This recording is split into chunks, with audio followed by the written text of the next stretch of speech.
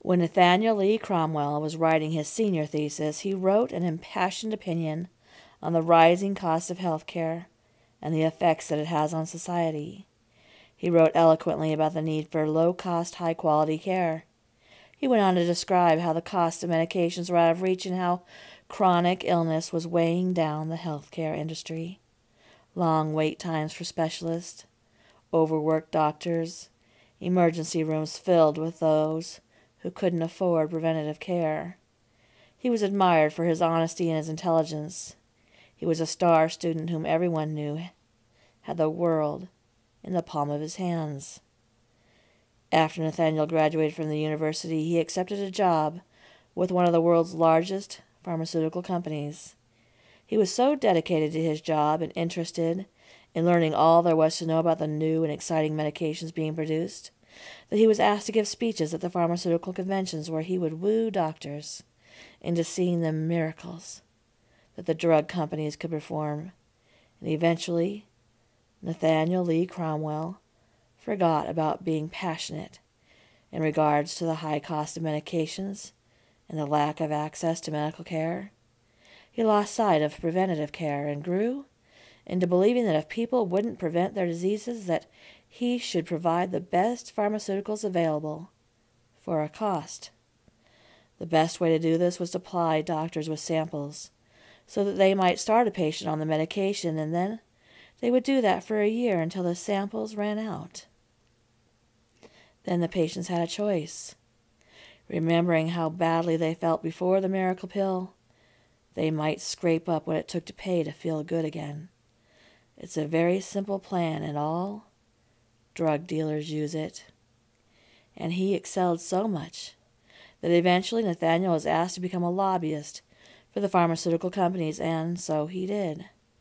It was around this time that he began to hear the stories of the unhealthy people again.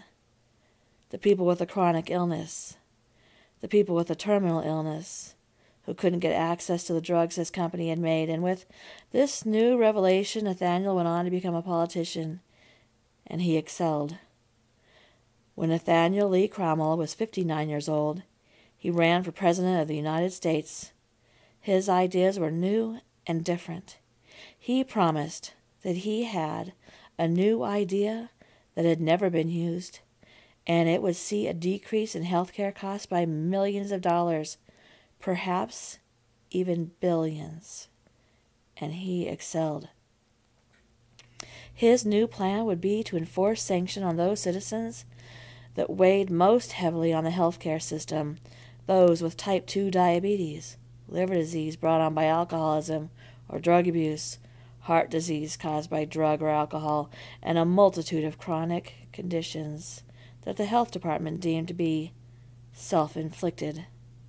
Also, terminal patients who used millions of dollars per year on life-extending treatments that were not cures and drained our medical system and overworked our healthcare officials. Nathaniel Lee Cromwell became President of the United States, and he won in a landslide. His ideas crossed party lines, and he united the country behind him. 99 days into President Cromwell's presidency, he implemented his new policy, and it was called Alleviation of Duties by Termination. 309 days after the election, a man, Corbin Jennings, sat in his home and was typing on his laptop's keyboard. He was in the throes of a heated argument with someone on the internet who was calling President Cromwell evil. Corbin was adamant that the other person was either uninformed or just an idiot, and possibly even, or very likely, a traitor for his views against the president. Just then a call came into Corbin's cell phone. It was his doctor's office, and he'd gone in because he had had the flu. And he'd been sent home with some inexpensive medications from a doctor that he'd paid only $15 to see, and as he walked out, he silently was grateful for this new health care policy. He answered the phone, and his doctor told him that he had some bad news. Those blood tests, high blood sugar, diabetes. Thyroid results suggest Graves' disease. And as Corbin tried to register this news in his head, there was a knock on his door, and Corbin was alleviated of his duties by termination. Thank you for coming to my channel. If you like my stories, please share my channel with people who would like them too. Please subscribe, leave a comment. I'd love to hear what you think, and click that thumbs up. Thank you.